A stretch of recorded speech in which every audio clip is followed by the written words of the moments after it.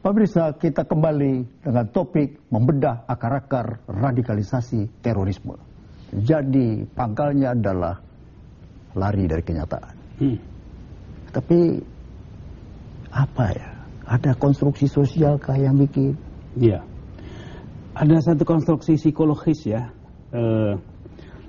Tiap orang itu sesungguhnya kan ingin bermakna hidupnya. Ingin bermakna bagi yang lain.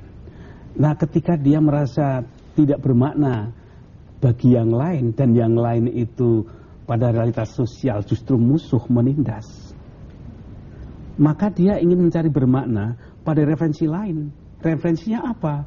Kelompoknya, kawan-kawannya, kalau lebih tinggi lagi Tuhan yang diyakini. Dan Tuhan yang diyakini itu juga kemudian cara memahaminya menurut pemahaman dia dan kelompoknya.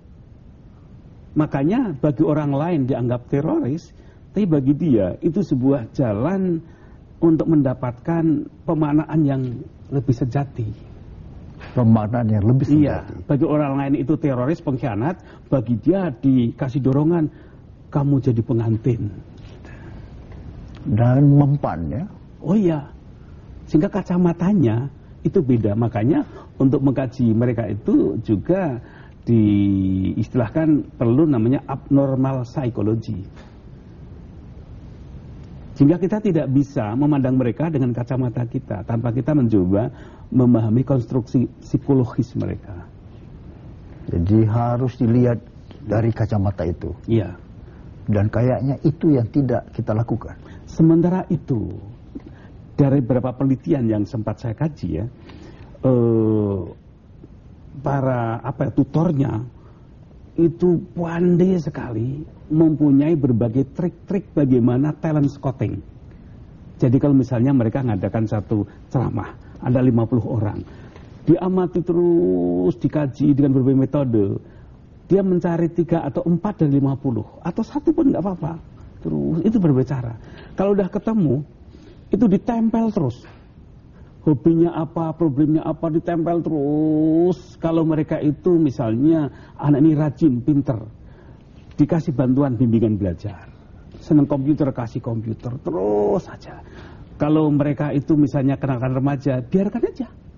Tapi satu saat dikasih tahu, kamu itu pinter, berbakat, tapi kamu itu punya hutang pada Tuhan, kamu itu berdosa.